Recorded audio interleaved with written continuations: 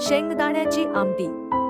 साहित्य: 2 चमचे तूप, अर्धा वाटी भाजलेले शेंगदाणे, चिंच, अर्धा वाटी ओलं खोबरे, पाव वाटी गूळ, चवीनुसार मीठ, जिरे, 1 मिरची.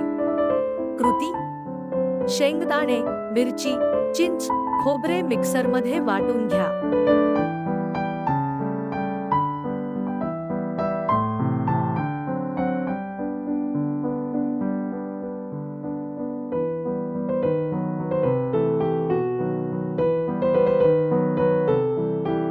नंतर त्यात आणखी पाणी घालून मिश्रण सारखे करा.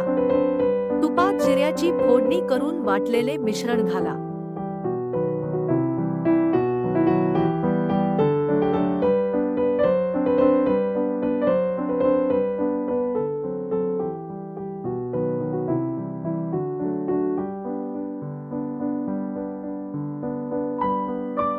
मीठ, गूळ घाला. नंतर आमटी उकळण्यास ठेवा.